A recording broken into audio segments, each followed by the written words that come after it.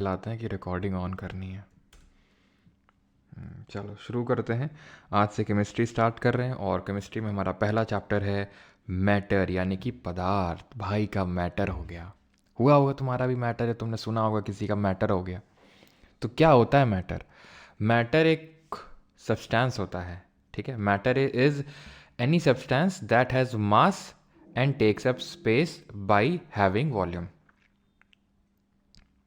यानी मैटर वो पदार्थ है, आप बोल सकते हैं, जो कि कोई वॉल्यूम, जिसका कोई द्रव्यमान होता है और वो कोई आयतन, निर्धारित आयतन लेकर रखता है।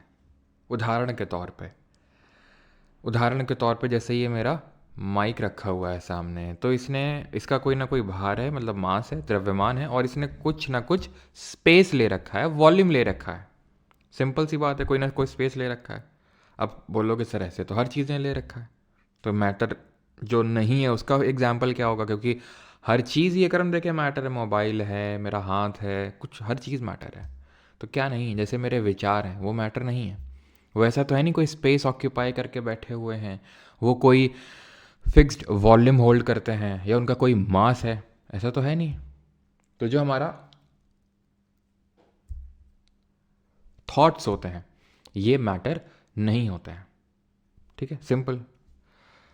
अब मैटर जो है, जैसे मैंने बताया, ये एक तरह का सब्सटेंस है। अब जब सब्सटेंस है या फिर मैटर है, ये दो तरह का हो सकता है, प्योर और इम्प्योर। और आज का चैप्टर ही हमारा यही है, इज मैटर प्योर? क्या हमारा मैटर, जो हमारा पदार्थ है, वो प्योर है या नहीं है? क्या हमारा जो पदार्थ है वो प्योर है या नहीं है? लेकिन उससे पहले हम जो मैटर है उसके डिफरेंट स्टेट्स पढ़ने वाले हैं। स्टेट्स ऑफ मैटर यानी कि जो पदार्थ है उसकी अवस्थाओं के बारे में जानने वाले हैं। तो कितनी स्टेट्स ऑफ मैटर होती हैं? तो ध्यान रखिएगा, टोटल 5 स्टेट्स ऑफ मैटर अभी तक डिस्कवर हुई हैं। There are 5 states of matter, ठीक है। सर्दियों में तो होंठ बहुत फटते हैं नहीं।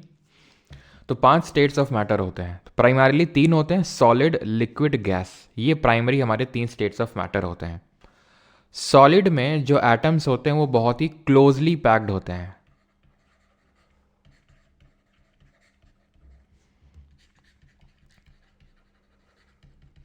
क्लोजली पैक्ड होते हैं, जैसा कि आप यहाँ पे देख सकते हैं। यानी कि इनके बीच में लगने वाला जो इंटरमॉलिकुलर फोर्सेस ऑफ अट्रैक्शन है, इनके बीच में लगने वाला इंटरमॉलिकुलर फोर्सेस ऑफ अट्रैक्शन है, वो बहुत ज़्यादा है, हाईएस्ट है। और इसको या तो मैं ऐसे लिख सकता हूँ, इसको या तो मैं ऐसे लिख सकता हूँ, कैसे? कि यहाँ पर मैं लिख दूँ इंटरमॉलिकुलर जो फोर्सेस ऑफ अट्रैक्शन है, फोर्सेस ऑफ अट्रैक्शन, ठीक है। तो ये क्या होगा? यहाँ पर हाईएस्ट होगा, सबसे ज़्यादा हाईएस्ट यहाँ पर होगा इनके बीच में लगने वाला फोर्सेस ऑफ अट्रैक्शन, जिसके थ्रू ये एक दूसरे को अट्रैक्ट कर रहे हैं और बहुत ही क्लोजली पैक्ड हैं। गैस में अगर हम देखें तो सबसे ज़्यादा दूर हैं। तो एटम्स अगर हम देखें तो इसमें सबसे, मतलब स्पार्सली पैक्ड हैं, अगर हम बोलें तो बहुत दूर दूर हैं एक दूसरे से। और यहाँ पर लगने वाला फोर्सेस ऑफ अट्रैक्शन लोएस्ट होगा। ये जो एटम्स हैं इनके बीच में लगने वाली जो काइनेटिक एनर्जी है, दैट इज जो गतिज ऊर्जा है, वो क्या होगी? वो मिनिमम होगी। काइनेटिक एनर्जी यानी गतिज ऊर्जा मिनिमम होगी। या तो मैं ऊपर लिख देता हूँ, इनके बीच में लगने वाली जो काइनेटिक एनर्जी है वो सॉलिड में मिनिमम होगी और मैक्सिमम होगी कहाँ पर? गैस में। अब वैसे तो काइनेटिक एनर्जी हम लोगों ने अभी पढ़ा नहीं है, फिजिक्स पढ़ेंगे तब समझ में आएगा, लेकिन आप ऐसे समझ लो, काइनेटिक एनर्जी यानी कि गतिज ऊर्जा वो ऊर्जा होती है जो किसी चीज़ के चलने की वजह से आती है। अब आप यहाँ पे देखिए, इनका इतना इंटरमॉलिकुलर फोर्सेस ऑफ अट्रैक्शन इतना स्ट्रांग है कि एक दूसरे को छोड़ के जाएंगे ही नहीं, यानी कि मूव ही नहीं करेंगे। तो इसमें मिनिमम आपका होगा काइनेटिक एनर्जी। और यहाँ पर जो गैस के पार्टिकल्स होते हैं वो फ्रीली मूव करते हैं, इसलिए काइनेटिक एनर्जी मैक्सिमम होगी। 3 स्टेट ऑफ मैटर। बाकी के 2 कौन है? चौथा है हमारा प्लाज्मा।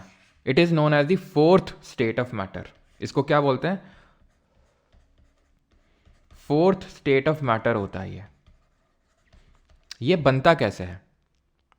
जैसे गैस है, गैस को अगर हम, या फिर लिक्विड है, लिक्विड की अगर हम हीट करेंगे, जैसे पानी लिया, पानी को गर्म किया, गैस में चढ़ाया, वेपर बन जाएंगे, ठीक है। वो क्या हुआ, लिक्विड जो है वो क्या किस में कन्वर्ट हो गया, गैस में कन्वर्ट हो गया। अभी हम वो भी देखेंगे जो हमारे डिफरेंट स्टेट्स ऑफ मैटर होते हैं उसमें किस तरह से स्टेट का चेंज होता है, ठीक है। जो उसकी अवस्था है वो कैसे बदलती है, उसको क्या बोलते हैं। तो लिक्विड गैस में कन्वर्ट होगा अगर मैं टेम्परेचर बढ़ाऊंगा तो। लेकिन अगर मैं ज़्यादा ही टेम्परेचर दे दूं इस गैस को, मतलब लिक्विड को मैंने टेम्परेचर दिया, गैस में कन्वर्ट हुआ, अभी मैं रोक ही नहीं रहा हूँ, टेम्परेचर दिए जा रहा हूँ, दिए जा रहा हूँ, दिए जा रहा हूँ, गैस बोलेगी अब नहीं झेल पाऊंगी मैं, आयोनाइज हो जाएगी। आयोनाइज हो जाएगी मतलब आयंस बन जाएंगे, इसके जो न्यूट्रल एटम्स हैं वो अलग हो जाएंगे और उससे आयंस अलग हो जाएंगे। अभी आयंस वगैरह आगे ये चीज़ें आएंगी वैसे तो आयंस एक तो होते हैं हमारे पॉजिटिव आयन होता है और एक नेगेटिव आयन होता है। तो इसमें पॉजिटिव और नेगेटिव आयंस निकल आएंगे किसमें, प्लाज्मा में। भले पॉजिटिव और नेगेटिव जो निकलेंगे वो आपस में इक्वल होंगे, तो इसलिए ये न्यूट्रल ही होगा, ध्यान रखिएगा। प्लाज्मा जो होता है ये न्यूट्रल ही कंसिडर किया जाता है, बिकॉज जितने पॉजिटिव होते हैं उतने ही नेगेटिव होते हैं। लेकिन क्योंकि इसमें आयंस आ गए, यानी गैस आपकी आयोनाइज हो गई है, तो इसलिए प्लाज्मा जो है ये इलेक्ट्रिसिटी को कंडक्ट करता है। It is a good conductor of electricity. और यहाँ तक कि ये ग्लो भी करता है, जैसे जो हमारे स्टार्स होते हैं, जो तारे होते हैं, वो प्लाज्मा ही है, क्योंकि उसमें गैस जो हाइड्रोजन हीलियम में समय पता, जैसे हमारे सन में जब हम लोगों ने ज्योग्राफी पढ़ा था तो वहाँ देखा था मेनली वो हाइड्रोजन और हीलियम के बना हुआ है हमारा सन। तो इतना ज़्यादा टेम्परेचर है कि वो आयोनाइज हो जाती है गैस, और उसके बाद इट ग्लोस। और इसके बहुत यूजेस हैं, ठीक है।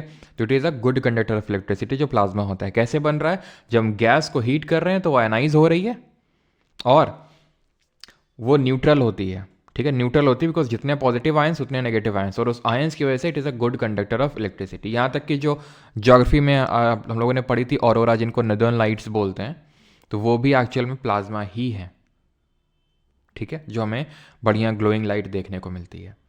अब आते हैं सबसे जो इंपॉर्टेंट स्टेट ऑफ मैटर है, जिससे कि क्वेश्चन रिपीटेटिवली बनता है आपके एग्जाम में, दैट इज ये है आपका बोसॉन। ये क्या है, आपका बोसॉन है, जिसको कि हम फिफ्थ स्टेट ऑफ मैटर बोलते हैं। ये कैसे बनता है, जैसे पानी हम लेते हैं, फ्रिज में रख देते हैं, ठंडा कर देते हैं, तो क्या होता है, पानी जम जाता है। अगर पानी से फैला हुआ होता है तो वो जम जाता है, मान लो इतने इतने बर्फ़ के टुकड़े में जम जाएगा, अगर मान लो उसको हम ऐसे रख देंगे तो फिर फ्रीजर के अंदर, तो ठीक है। उसी तरह अगर हम गैस को, हमने अभी क्या किया था, गैस को हीट किया था, गर्म किया था, गर्म ना करके इसको ठंडा कर दो, गैस को, गैस ऑफ लो डेंसिटी, लो, ठीक है, और उसको गैस आपकी कंडक्ट कर भी सकती है, नहीं भी कर सकती, ठीक है। गैस कंडक्ट कर भी सकती है और नहीं भी कर सकती है। यूजुअली वो नहीं करती है गैस इलेक्ट्रिसिटी कंडक्ट, लेकिन प्लाज्मा करता है। तो गैस ऑफ लो डेंसिटी को अगर हम कूल डाउन कर देंगे, कितने टेम्परेचर में, at absolute zero. Absolute zero temperature कितना होता है, एब्सोल्यूट ज़ीरो टेम्परेचर होता है 0 केल्विन, या फिर -273.15 डिग्री सेल्सियस। जब आप इस पर कूल डाउन कर देते हैं तो इसके जो एटम्स होते हैं गैस के, वो बेचारे एक दूसरे के पास आने लगते हैं। जब ठंडी होती है तो सब पास पास भागते हैं कि नहीं एक दूसरे के, आ जाओ पास, आ जाओ जल्दी से, गर्मी है ना। तो गर्मी जो है देने के लिए एक दूसरे को ये पास पास आ जाते हैं, पास पास आ जाते हैं, तो ये ऐसा इकट्ठा मिल के एक सिंगल एटम की तरह बिहेव करने लगते हैं। इनका बिहेवियर में क्योंकि आ गया चेंज, तो स्टेट ऑफ मैटर हो गया चेंज, और ये बन गए बोसॉन। बोसॉन क्यों बोलते हैं, क्योंकि ये नाम जो है दो साइंटिस्ट के नाम पे पड़ा। एक तो हमारे इंडिया के साइंटिस्ट सत्येंद्र नाथ बोस जी,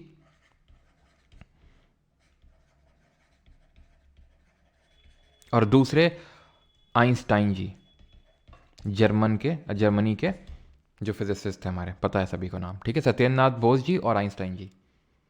इन्होंने साल 1924 में बोस जी ने रिसर्च पेपर पब्लिश किया, किस इस तरह से हो सकता है, ये भेजा आइंस्टाइन जी को, जिन्होंने 1925 में इस पर्टिकुलर स्टेट ऑफ मैटर के बारे में चीज़ें बताई। ये किस तरह से बन सकता है? वैसे रिसर्च पेपर सबसे पहले बोस जी ने पब्लिश किया था, इसलिए इसको बोसॉन के नाम से जानते हैं। और बोस आइंस्टाइन कंडेंसेट इसीलिए बोलते हैं, वैसे तो बोसॉन नाम सत्येंद्रनाथ बोस जी पे पड़ा है।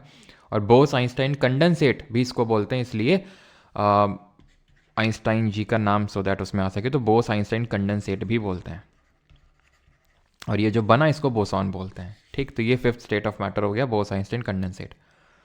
अब इससे और क्या क्वेश्चन बनता है? वो तो ठीक है, बनता है कि एब्सोल्यूट जीरो में टेम्परेचर पे कूल डाउन करना है। सत्येंद्रनाथ बोस जी ने 1924 में रिसर्च पेपर पब्लिश किया, आइंस्टाइन जी ने 1925 में इसके बारे में बताया। लेकिन इसके अलावा ये चीज़ पूछता है कि कब बोसॉन्स बनाया गया सबसे पहली बार, क्योंकि आइंस्टाइन जी ने ठीक है बताया तो 1925 में, लेकिन उस समय लैबोरेटरी में ऐसी कंडीशंस नहीं थी कि एब्सोल्यूट जीरो टेम्परेचर को रीच करवाया जा सके, इसलिए बाद में कब? 1995 में, 1995 में दो साइंटिस्ट थे हमारे, एरिक कॉर्नेल जी, एरिक कॉर्नेल और कार्ल वीमन। ठीक है, कार्ल वीमन।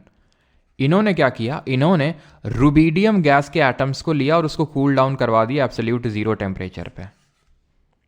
सेम ईयर में वॉल्फगैंग केटर्ल, ठीक है, एक जर्मन अगेन फिजिसिस्ट वॉल्फगैंग केटर्ल, इन्होंने क्या किया? इन्होंने सोडियम के एटम्स के साथ, ठीक है, सोडियम के एटम्स को जो है कूल डाउन करवाया, उसके बोसॉन्स बनाए। इसकी वजह से इन तीनों लोगों को, all three of them received Nobel prize, all three received Nobel prize. कब? 2001 में। एक एक फैक्ट रट लेना, सुपर इंपॉर्टेंट है।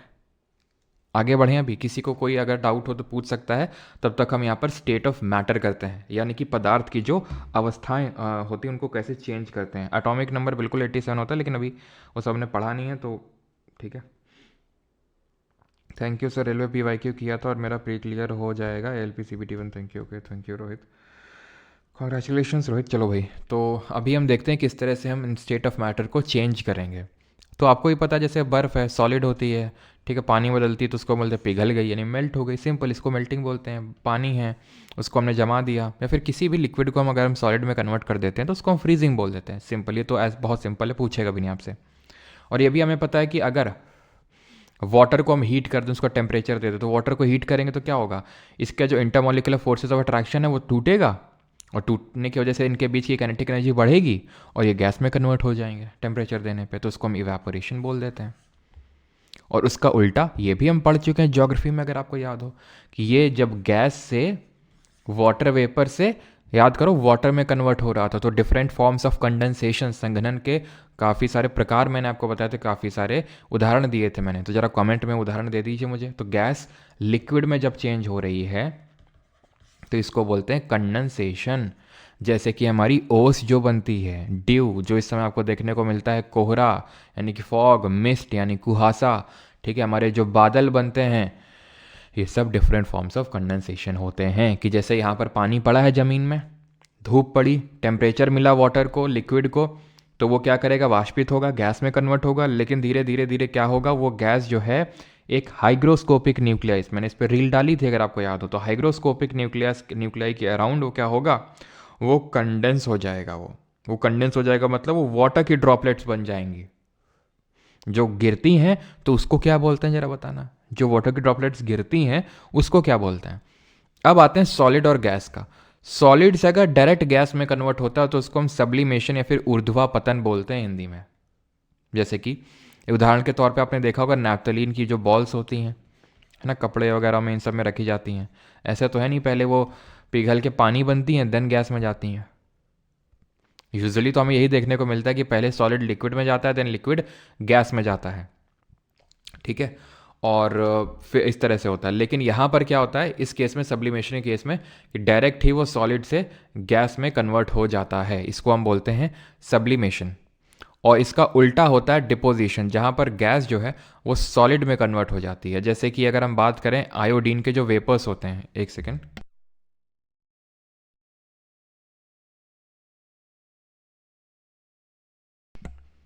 ठीक है, तो आयोडीन के जो वेपर्स हैं, ठीक है। आयोडीन के जो वेपर्स हैं वो क्या होते हैं, वो वेपर्स गैस के फॉर्म में होते हैं और वो सॉलिडिफाई हो जाते हैं। ठीक है, सॉलिड हो यानी कि वो किस तरह का कन्वर्जन हुआ, गैस से सॉलिड हुआ, उसको हम बोलते हैं डिपोजिशन। सब्लिमेशन हुआ, जैसे कि कपूर भी आप मान ले सकते हैं यहाँ पर, कपूर कैम्फर आपने देखा होगा, डायरेक्ट ऐसा तो है नहीं पहले पिघल के वो लिक्विड बनता है और देन वो गैस में जाता है, वो डायरेक्ट ही सॉलिड से गैस में जाता है। तो ये डिफरेंट कन्वर्जन हमने पढ़ लिया। अब किसी का कोई डाउट हो तो पूछो। अब यहाँ से हम एंटर कर रहे हैं एक्चुअल में ये जो मैंने पूछा था प्योर सब्सटेंस, ये जो हमने देखा था प्योर सब्सटेंस और इम्प्योर सब्सटेंस। अब आएगी आपको मज़ा, सही बता रहे हैं, अब आपको आएगी मज़ा। ठीक है, तो इसमें जो भी चीज़ें हैं वो ध्यान से समझिएगा, है ना।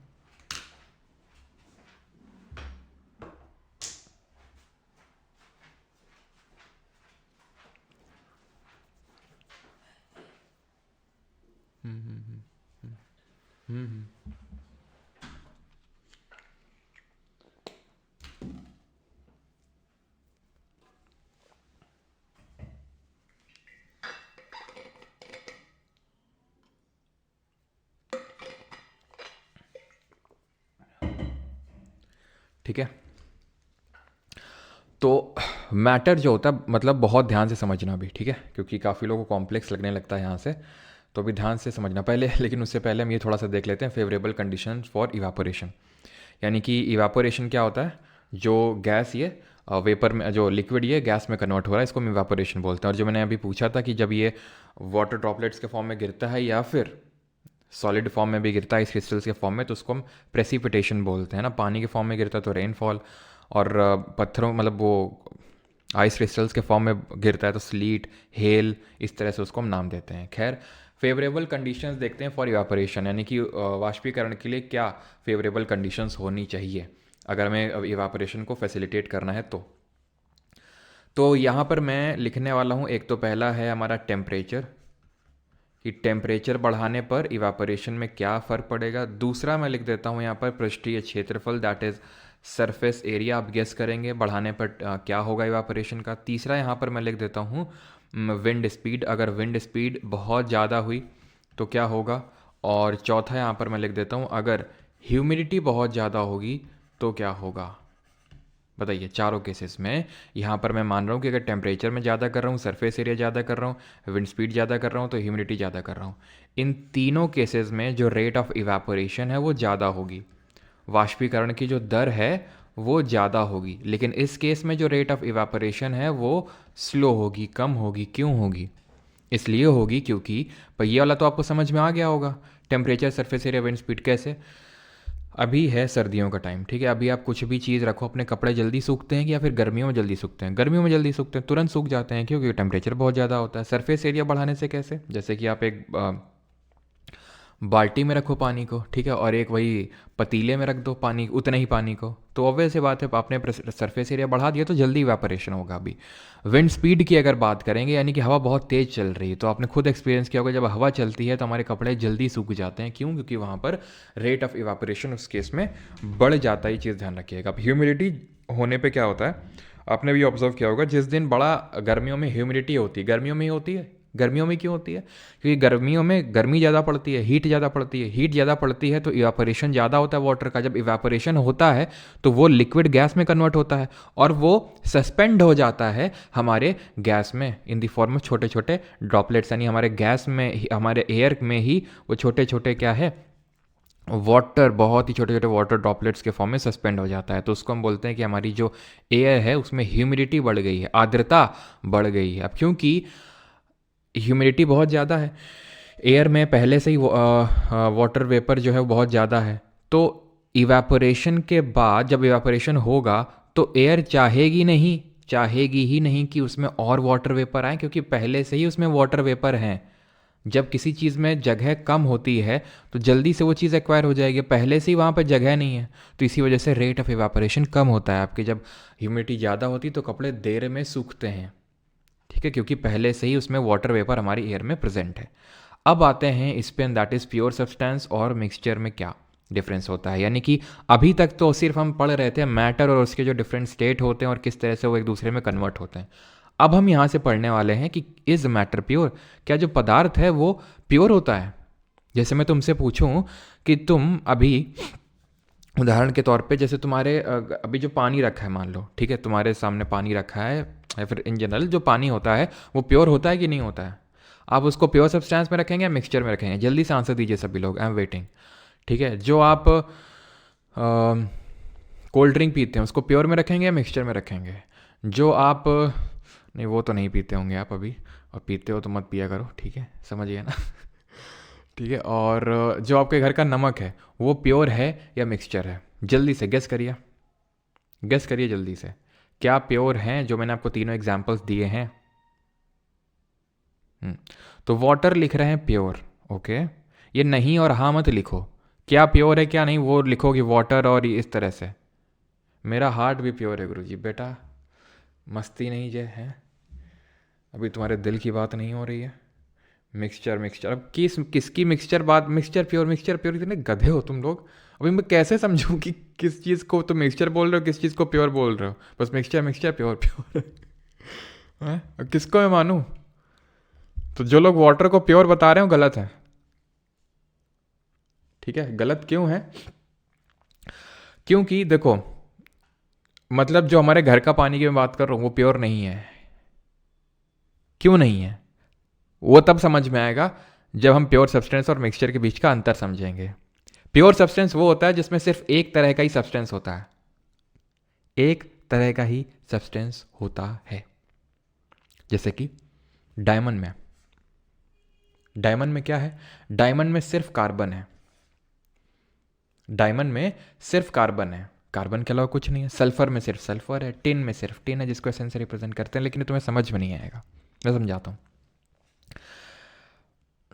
जैसे मैंने बोला पानी में क्या है? H2O, ठीक है, ये प्योर है बिल्कुल, कोई दिक्कत नहीं, प्योर है ये, ठीक है। लेकिन घर का पानी है वो प्योर नहीं है। मैं बोलूं नमक प्योर नहीं है, NaCl ये तो प्योर है, लेकिन जो घर वाला नमक है वो प्योर नहीं है। पता है क्यों?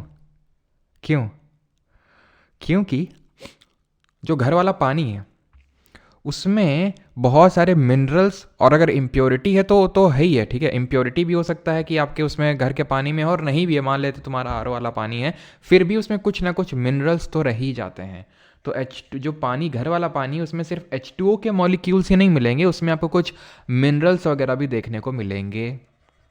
जो घर का नमक है जिसको टेबल सॉल्ट या कॉमन सॉल्ट बोलते हैं, वो एक्चुअल में अगर आप देखना कभी पैकेट में, अगर टाका या ठीक है, अजीब तरह के सॉल्ट आते हैं आजकल, तो आयोडाइज्ड सॉल्ट लिखा रहता है, यानी उसमें आयोडीन होता है। क्यों होता है जल्दी से बता दो, बायो अभी पढ़ क्या है? तो वो आयोडाइज्ड सॉल्ट होता है, यानी उसमें आयोडीन भी है। तो सर अब हो सकता है डाउट आए तुम्हारे दिमाग में, मैं पहले ही क्लियर करता हूँ कि जैसे ये Na है, जैसे ये Cl है, तो वैसे आयोडीन है। आयोडीन के आने से ही क्यों ये प्योर से इम्प्योर तो नहीं मिक्सचर बन गया? क्यों? आयोडीन से क्या दिक्कत हुई इसको? दिक्कत ये हुई इसको कि Na और Cl के बीच में यहां पर एक बंध बना हुआ है, एक बॉन्ड बना हुआ है। आयोडीन जब आएगा ना तो ये फिजिकल तौर से मिला हुआ है, केमिकल तौर से नहीं मिला हुआ है। दिल और दिल की बॉन्डिंग नहीं हुई है, यानी कि इनके यहाँ पर ऐसा नहीं कि आयोडीन का कोई बॉन्ड बन गया है, वो नहीं हुआ है। जब बॉन्ड अगर बन जाए तो प्योर होंगे आप। जैसे कि H2O है, मिनरल्स अलग से पड़े हुए हैं, काइंड ऑफ इम्प्योरिटी है। NaCl में आयोडीन को हम इम्प्योरिटी बोलते हैं केमिस्ट्री की लैंग्वेज में। वैसे तो अच्छी चीज़ है कि आयोडीन डली हुई है, क्योंकि हमने बायो में पढ़ा था कि वो गोइटर प्रिवेंट करने के लिए नीडेड होता है। आयोडीन की अगर मात्रा नहीं हुई तो घेंगा हो जाएगा, क्योंकि थायरॉक्सिन हार्मोन का जो T4 होता है उसको सिंथेसाइज करने के लिए ज़रूरी होता है आयोडीन। समझ में आई आपको बात? और उदाहरण मैं आपको देता दूं सो दैट आपको समझ में आए। जैसे कि जो चीनी है, चीनी को किस में रखेंगे, प्योर में या मिक्सचर में? सोचिए, चीनी आएगा प्योर में। शुगर क्यों? क्योंकि वो पूरे एक मॉलिक्यूल से बना है, C6H12O6, ठीक है, जैसे कि हमारा ग्लूकोज हो गया, ठीक है, C12H22O11। तो अब ये क्या अलग अलग हैं क्या? अब बोलोगे हाँ सर कार्बन अलग है, अलग नहीं है, वो बॉन्डेड हैं आपस में, बॉन्डेड हैं आपस में, वो समझ पा रहे हैं आप? जैसे कि यहां पर मैंने आपको एग्जांपल दिया NaCl, उस NaCl Na है अलग है, Cl अलग है, अलग नहीं है, वो बॉन्डेड है उसमें। यानी कि आप इसको फिजिकल प्रोसेस से सेपरेट नहीं कर सकते हैं। लेकिन इसको कर सकते हैं फिजिकल प्रोसेस से सेपरेट।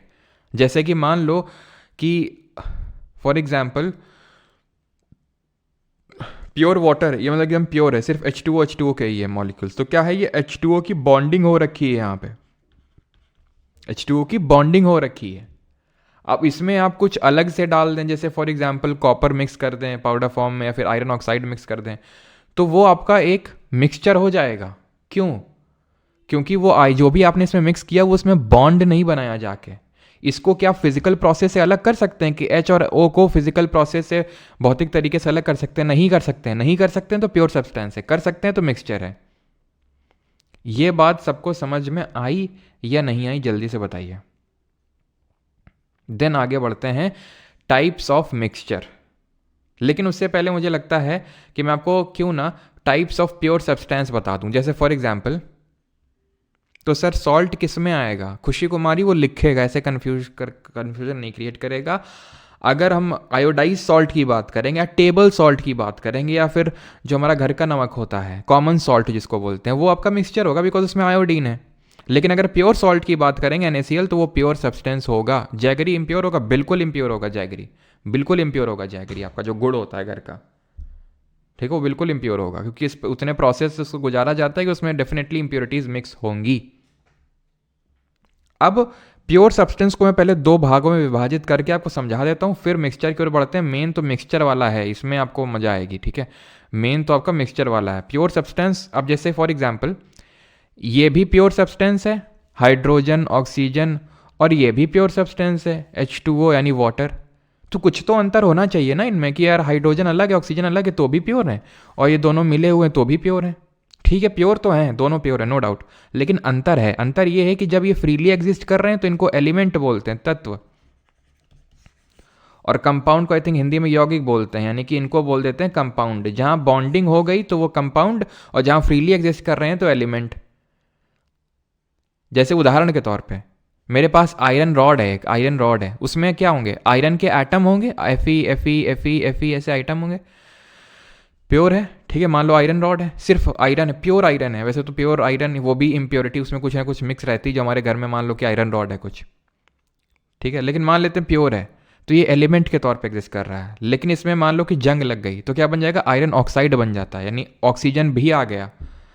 लेकिन उस आयरन ऑक्साइड को आप फिजिकली तो अलग कर नहीं सकते हैं, तो मिक्सचर आप बोल नहीं सकते हैं।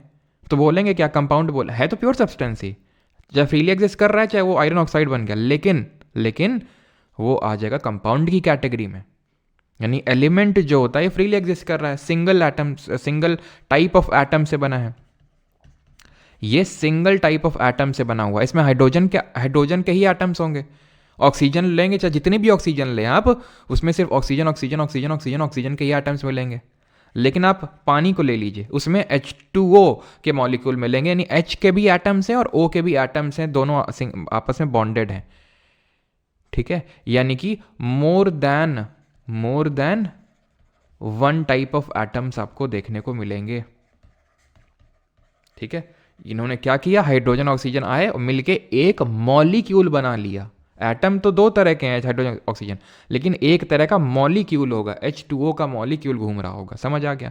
अब आते हैं मिक्सचर में। मिक्सचर को भी दो पार्ट में डिवाइड करते हैं, होमोजीनस और हीट्रोजेनस, सजातीय और विजातीय मिश्रण।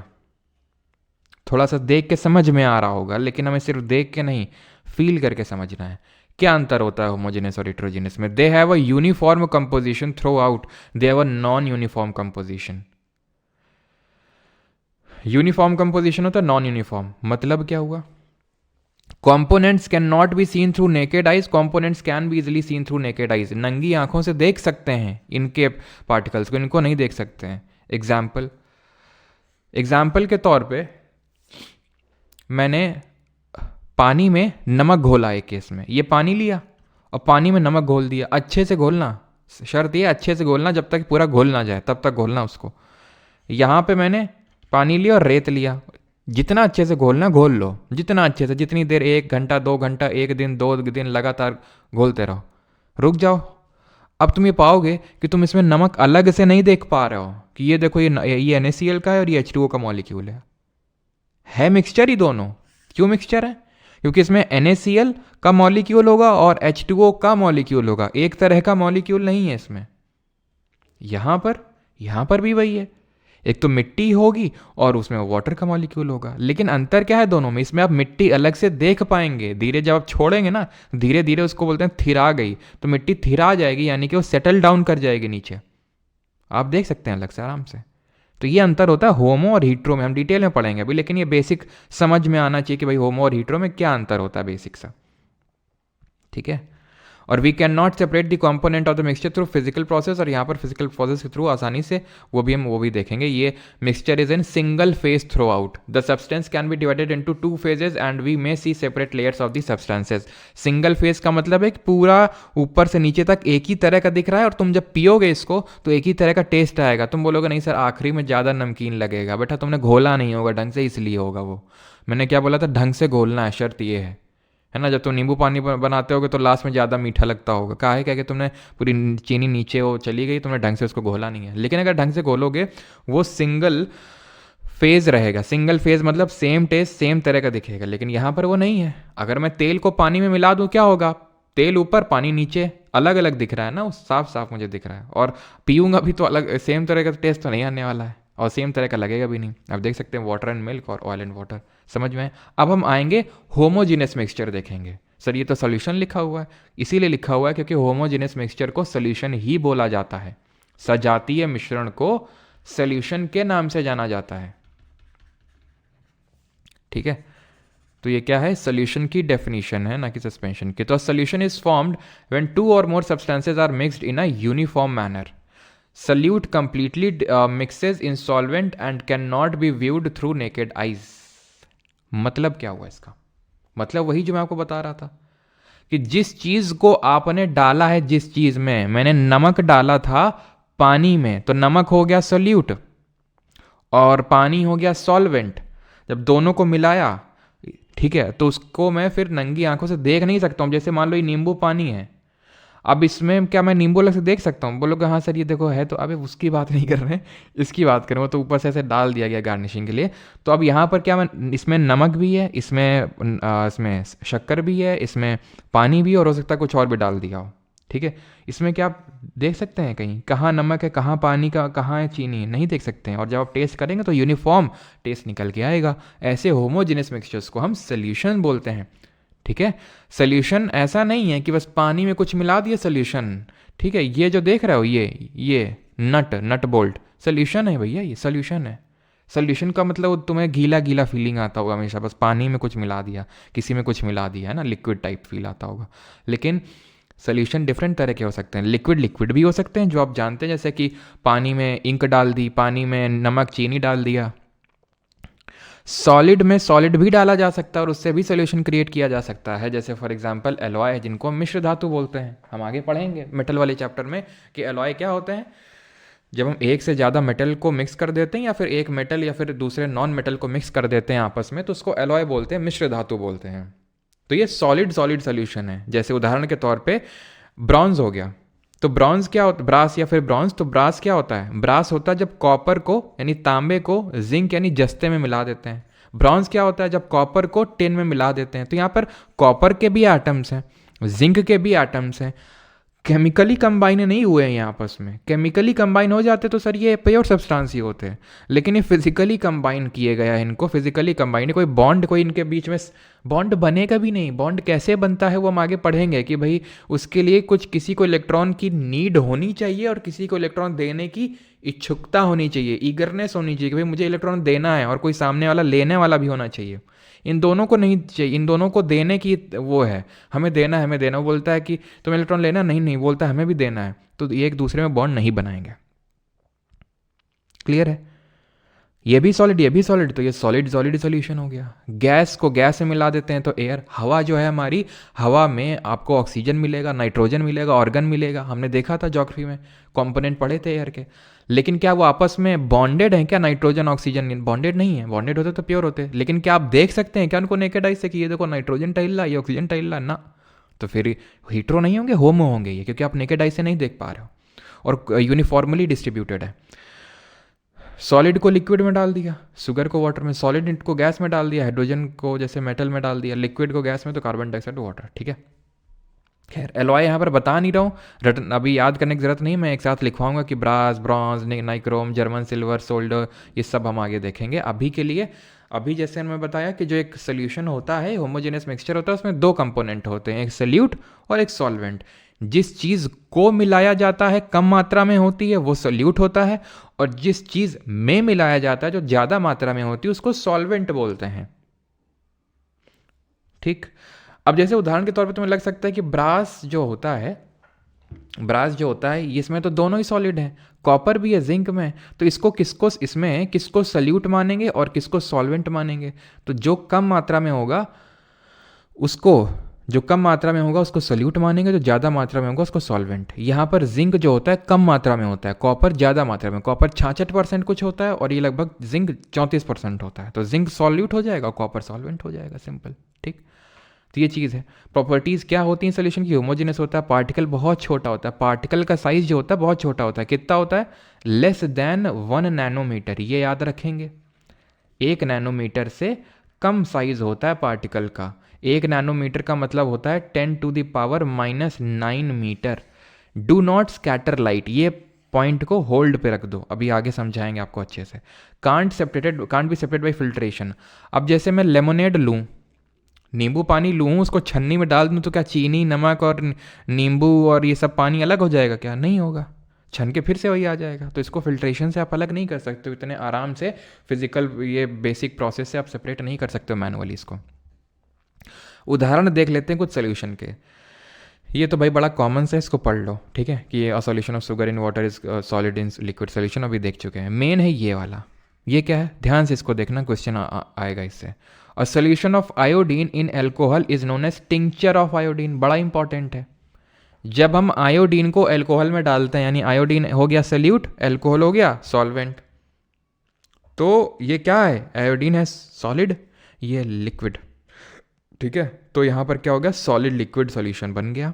इसको बोलते हैं टिंक्चर ऑफ आयोडीन। ये कोई नॉर्मल सॉल्यूशन क्रिएट नहीं हुआ, इसको एज अ एंटीसेप्टिक के तौर पर भी यूज़ किया जाता है या था। ठीक है, क्योंकि पहले इसी का यूज़ होता था मेनली एंटीसेप्टिक के तौर पे, अभी तो डिफरेंट तरह के और एंटीसेप्टिक्स आ गए हैं। Tincture of iodine. एंटीसेप्टिक क्या होता है? जो इन्फेक्शन को रोकता है। जैसे कि आपको नहीं, खेलते तो कभी घाव लग जाता होगा, है ना, जब छोटे में खेलते थे हम लोग, तो घाव लग जाए तो मम्मी एक एंटीसेप्टिक, है ना, एक रखा रहता था घर में, उसको लगा दिया, गाढ़ा गाढ़ा करके काफ़ी होता था। तो एंटीसेप्टिक होते हैं। एनाल्जेसिक क्या होते हैं जरा बताइए, मैंने पढ़ाया था आपको, एनाल्जेसिक क्या होते हैं? तो ये समझ में आया। Aerated drinks like soda water, ये एक ऐसा उदाहरण है जहाँ पर गैस सल्यूट के तौर पे है और लिक्विड सॉल्वेंट के तौर पे है। जो कोल्ड ड्रिंक होती है, कोल्ड ड्रिंक सोडा वाटर, उसमें कार्बन डाइऑक्साइड भरी जाती है। ठीक है, तो कार्बन डाइऑक्साइड भरी जाती है, उसमें डाली जाती है, तो काइंड ऑफ वो गैस CO2 है और वाटर आपका लिक्विड हो गया। ठीक, एयर इज अ मिक्सचर, ये तो मैं आपको एयर का बता ही चुका हूँ कि नाइट्रोजन, ऑक्सीजन ये सब होते हैं, और परसेंटेज आपको पहले ही से पता है ज्योग्राफी में। एनाल्जेसिक होती है दर्द निवारक, यानी कि पेन रिलीवर। ठीक है, यानी कि ये दर्द निवारक होती है। एंटीसेप्टिक क्या होती हैं? जो इन्फेक्शन होता है किसी माइक्रो ऑर्गेनिज्म की वजह से, बैक्टीरिया की वजह से नॉर्मली, तो उसको रोकती हैं ये। सोल्यूशन में कितना सल्यूट डिजॉल्व है उसके बेसिस पे इसको 3 पार्ट में हम बोल सकते हैं, सैचुरेटेड, अनसैचुरेटेड, 2 पार्ट में बोल सकते हैं, सैचुरेटेड और अनसैचुरेटेड, इसको रुक जाओ। या फिर कंसनट्रेटेड और डाइल्यूट। देखो होता क्या है, जैसे फॉर एग्जांपल ये पानी है, ठीक है, एक गिलास है, ये पानी का एक गिलास है, इसमें मैंने 1 चम्मच चीनी डाली, ठीक, मैंने 2 चम्मच चीनी डाली, मैंने 3 चम्मच चीनी डाली, 4 चम्मच चीनी डाली, एक बोरा भर के अलावा बोरा भर डाल दूंगा क्या इसमें? कुछ तो क्षमता होगी, बियरिंग कैपेसिटी होगी कि नहीं? घोलते चले जाओ, घोलते चला जाओ, घुलती चली जाए, पूरी पूरी दुनिया की चीनी एक गिलास पानी में समा डालोगे इसी में तुम, एक लिमिटेशन होगी, उसके बाद नहीं घोल पाएगी वो सैचुरेट हो गई है, वो सैचुरेट हो गया है वो, यानी कि no more solute can be added. पढ़ पढ़ के जैसे तुम थक जाते हो, अब हम नहीं पढ़ पाएंगे, सैचुरेट हो गए हम तो। अनसैचुरेट का मतलब है अभी क्षमता है।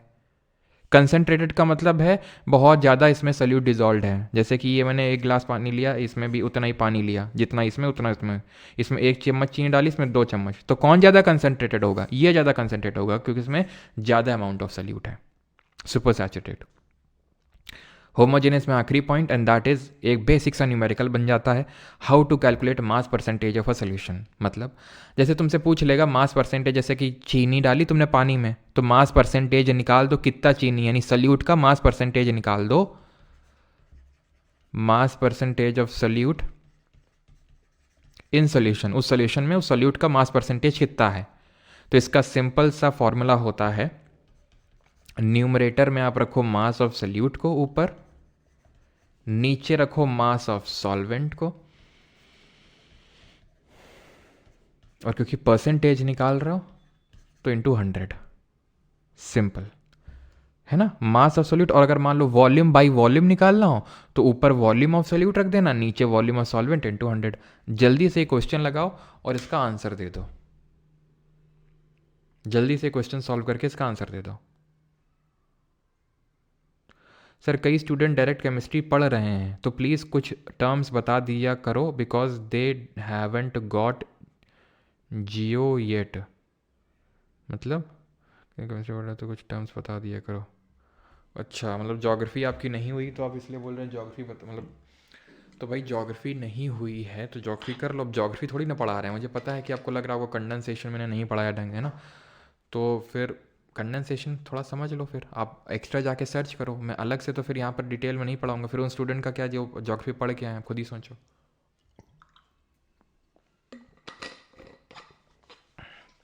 इलेवन पॉइंट 11 किसी का आ रहा 12.5, देखते हैं क्या आंसर होगा। क्या बोला था मैंने, फॉर्मूला क्या दिया था आपको, mass of solute 40 gram common salt को 320 ग्राम पानी में डाला गया, तो 40 ग्राम सल्यूट है। और नीचे क्या था, नीचे था हाँ सॉल्वेंट, नहीं अच्छा मैंने गलती कर दी क्या। चलो भाई, अब मैं किस मुंह से तुम्हें डांटूं, क्योंकि मैंने यहाँ पर सॉल्यूशन की जगह गलती से सॉल्वेंट लिख दिया, वो भी जल्दी जल्दी में। कैसे जल्दी में, क्योंकि मैं थोड़ा सा आतुर ज़्यादा था कि तुम लोगों से गलती करवाऊँ। खैर, तो आप में से काफ़ी लोगों ने क्या किया होगा, यहाँ पर 320 से डिवाइड कर दिया होगा, इंटू 100 किया होगा, ठीक है 8, और इस तरह से कर दिया होगा इसको, है ना, तो निकाल दिया होगा यहाँ से कुछ इस तरह से। दिस इज़ रॉन्ग, गलत है ये। एक्चुअल में ये सोल्यूशन होगा, अगर मैं सोल्यूशन भी लिखता तो भी तुम लोगों के 12.5% ही आने वाले थे। वही है ना कि अब मैं किस मुंह से तुम्हें डांटूँ, मैंने ही वहाँ पर सॉल्यूशन की जगह सॉल्वेंट लिख दिया था, ठीक है। तो यहाँ पर 40 ग्राम है सॉल्यूट, और सोल्यूशन क्या होगा, सोल्यूशन होता है, सोल्यूशन होता है सॉल्यूट प्लस सॉल्वेंट, यानी कि सॉल्यूट और सॉल्वेंट दोनों को ऐड करना होगा तभी तो सोल्यूशन बनेगा, सिर्फ 320 को रखने से काम नहीं चल जाएगा। तो 40/360 और इंटू 100, ठीक, तो ये आएगा 100/9, यानी 11.11 ऐसा करके परसेंट। जिनका 12.5 आ रहा था, 12 पॉइंट इस तरह से, आई थिंक 12.5 ही आ रहा था, तो वो गलत था। 11.11% सही आंसर होगा इसका, ठीक है, because mass of solute upon mass of solution into 100 करते हैं, ठीक है। अब आगे बढ़ते हैं, सस्पेंशन क्या होता है। सस्पेंशन होता है हीट्रोजिनस मिक्सचर, यानी कि विजातीय मिश्रण, heterogeneous mixture. A suspension is formed when two or more substances are mixed in a non-uniform manner. वहाँ क्या था, यूनिफॉर्म मैनर में मिक्स हो रहे थे। Solute does not mix with the solvent, जैसे कि मैंने पानी में रेत डाली थी, क्या वो मिक्स हो गया था, रेत रेत सॉल्वेंट था या फिर मिट्टी, वो सल्यूट था, तो क्या वो सल्यूट सॉल्वेंट मिक्स हो गया था पानी में, नहीं मिक्स हुआ था, और उसको हम नेकेड आई से देख सकते हैं। जैसे फ्रूट ड्रिंक्स हो गई, ठीक है, कॉफ़ी क्रीमर्स हो गए, चॉकलेट ड्रिंक हो गया, सॉफ्ट ड्रिंक हो गया, पूरी तरह से सॉल्वेंट में ये नहीं मिलते हैं। इसलिए एक सेकेंड, इसको हटा तो दो जरा। एक्चुअल में जो सॉफ्ट ड्रिंक होती है, जो कोक हम पीते हैं, ठीक है, जैसे कोल्ड ड्रिंक वगैरह, वो आपके होमोजेनस होते हैं। लेकिन हाँ, उसमें अगर आप आइस वगैरह और ये सब ऊपर से डाल दोगे तो वो हीट्रोजेनस ही होगा, क्योंकि आइस है जो आप उसको प्रॉपरली अभी देख सकते हो। लेकिन एक्चुअल में जब आप टेस्ट करते हो कोक को, कोल्ड ड्रिंक को, तो पहला सिप और आखिरी सिप बिल्कुल सेम टेस्ट होता है। उसमें हम अलग से नहीं देख सकते हैं कि ये वाटर है, ये क्या कुछ डला हुआ है, हम अलग से उसमें नहीं देख सकते। तो सॉफ्ट ड्रिंक को आप अलग ही कर दीजिए यहाँ से, ठीक है। तो सस्पेंशन क्या हुआ? सस्पेंशन बोल क्यों रहे हैं? क्योंकि सस्पेंडेड हैं, सल्यूट के पार्टिकल सस्पेंडेड हैं सॉल्वेंट में, वो तैर रहे हैं, मिले नहीं हैं वो, इसलिए सस्पेंशन बोल रहे हैं। प्रॉपर्टी क्या है? हीट्रोजेनस है, लाइट को स्कैटर करेगा, और इसको फिल्ट्रेशन मेथड से हम सेपरेट कर सकते हैं। और ये एक अनस्टेबल होता है। अब ये स्टेबल और अनस्टेबल का मतलब क्या है? ये जो था ना, ये आपका स्टेबल होता है। स्टेबल और अनस्टेबल का मतलब होता है कि जब आप इसको रखते हो तो क्या ये सेटल डाउन हो जाता है क्या, सल्यूट जो मिला हुआ है, जैसे कि रेत हमारी सेटल डाउन हो जाती है पानी में, तो ये हीट्रोजेनस है। और ऐसे ऐसों को बोलते हैं अनस्टेबल। अनस्टेबल क्यों है? Because solute gets settled down in solvent. जब तक घोल रहे हो तब तक तो भाई सस्पेंडेड है, वो दिख रहा, ठीक है, मिला हुआ। लेकिन जैसे छोड़ोगे वो एकदम सेटल डाउन हो जाएगा, तो इसलिए अनस्टेबल है। जो सोल्यूशन है वो स्टेबल है। अब हम आते हैं तीसरे तरह के मिक्सचर, जो लगता होमो है लेकिन है हीट्रो। इसको बोलते हैं कोलॉइड। यहां पर पार्टिकल साइज क्या था? ज़्यादा था। एक पॉइंट यहां पर या तो इसी में ऐड कर लो, ये स्कैटर करता है light because particle size is large. Particle size is large. रफली आप यहां पर ये लिख लो कि इसका जो पार्टिकल साइज होगा वो 1000 नैनोमीटर से भी ज़्यादा होगा, ठीक है। इस तरह से लिख दूं, कन्फ्यूजन तो नहीं होगा? लिख देता हूं पूरा, ग्रेटर देन 1000 नैनोमीटर। अभी स्कैटर वाला अगेन जैसे मैंने आपको बताया था पीछे, होल्ड कर दो, अभी प्रॉपरली समझाऊंगा मैं आपको इसको। कोलॉइड पे आते हैं। कोलॉइड क्या बताया मैंने? दिखता होमो है लेकिन है हीट्रो। जैसे दूध हो गया, दूध को आज से प्योर बोलोगे, चाहे भले दूध चट्टे में जाके सीधे तुम खुद दूह के लाए हो गाय और भैंस को, लेकिन फिर भी वो प्योर नहीं होगा। क्यों? क्योंकि उसमें वाटर का मॉलिक्यूल है, उसमें फैट का मॉलिक्यूल है, उसमें प्रोटीन का मॉलिक्यूल है, उसमें कैल्शियम है। जरा बताओ कमेंट में कौन सा प्रोटीन होता है दूध में?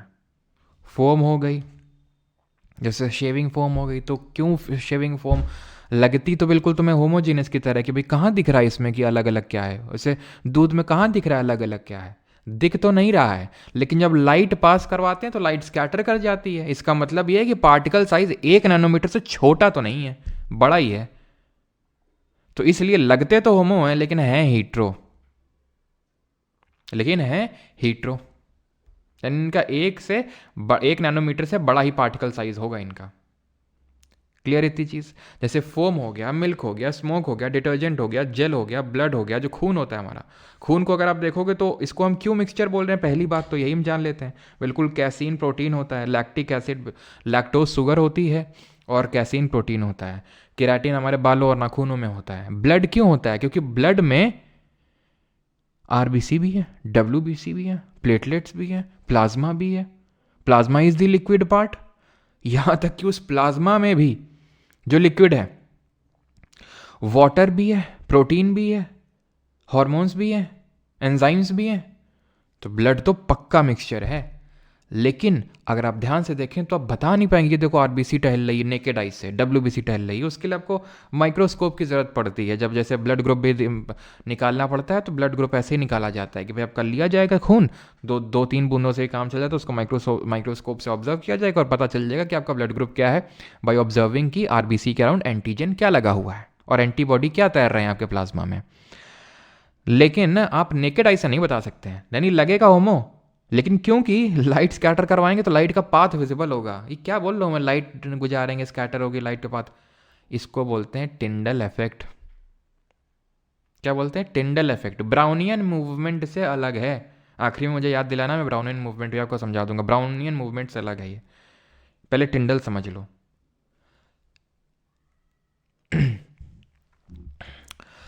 लाइट का पाथ अगर किसी मिक्सचर में विजिबल हो जाए तो हम बोलेंगे कि लाइट वो टिंडल इफेक्ट शो कर रहा है वो मिक्सचर, जो कि होमो नहीं करता है, हीट्रो करता है, कोलाइड करेगा। क्यों? क्योंकि कोलाइड भी हीट्रो होता है इसलिए करेगा। लेकिन क्यों?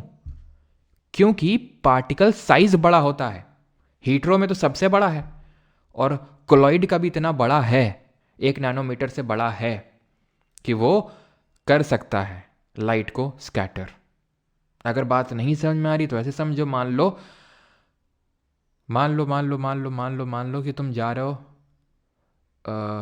बाइक से, ठीक है, तुम जा रहे हो बाइक से, ठीक है, ये तुम बैठे हुए बाइक में, ठीक है, बिठाए हुए किसी को साथ में, ठीक है, जा रहे हो, एकदम से मान लो कि कोई कीड़ा आया बोलोगे हटा दोगे, तुम्हारा क्या पाथ डेविएट होगा क्या? नहीं होगा। फिर मान लेते हैं एक थोड़ा और बड़ा सा, मान लेते हैं कि कोई बड़ा सा ऐसा आ जाता है कीटनाशक टाइप, ज़्यादा बात तुम्हारा फिर से भी डेविएट नहीं होगा। इस बार आ जाता है भैंस आ जाती है, इस बार एक बड़ी सी भैंस आ जाती है, तो ना पाथ डेविएट होगा? बिल्कुल होगा डेविएट। या तो तुम्हें ऐसे होना पड़ेगा या तो तुमको वो डेविएट कर देगी सीधा। तो क्योंकि इस बार जो तुम्हारे सामने आ रहा था वो बड़ा था इसलिए तुम्हारा पाथ डेविएट हो गया, और अभी तक क्योंकि छोटा था तो इसलिए डेविएट हो नहीं रहा था। तो जब तुमने यहाँ से लाइट गुजारी तो इतना पार्टिकल था, इस छोटा था कि लाइट को फर्क ही नहीं पड़ रहा है। भाई जाओ यार, बोलता है हम तुमको क्रॉस करके निकल जाएंगे। यहाँ पे क्या, पार्टिकल साइज थोड़ा बड़ा होना स्टार्ट हुआ जो कि लाइट के पाथ को डेविएट करने में सक्षम था, इसलिए लाइट का पाथ विजिबल होता है।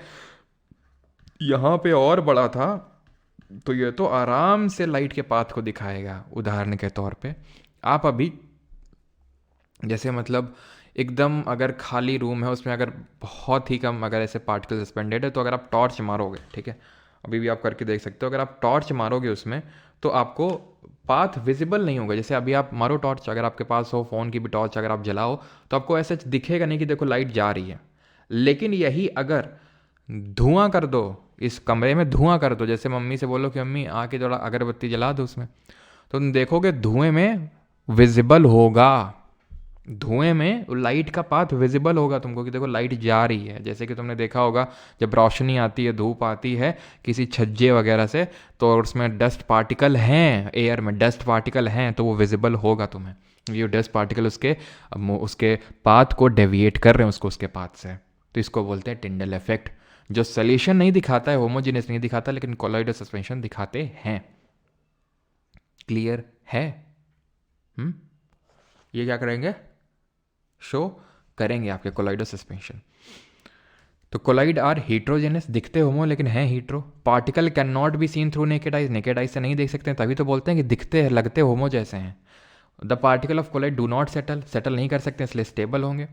Can not be separated through filtration method but can be separate through centrifugation. देखेंगे कैसे सेंट्रीफ्यूगेशन क्या होता है। जैसे कि स्मोक वगैरह होता है, ये हमारा कोलाइड होता है। अब होता क्या है, कोलाइड में हम सल्यूट और सॉल्वेंट का इस्तेमाल ना करके, इन शब्दों का इस्तेमाल ना करके, हम डिस्पर्स्ड फेज और डिस्पर्सिंग मीडियम शब्दों का इस्तेमाल करते हैं।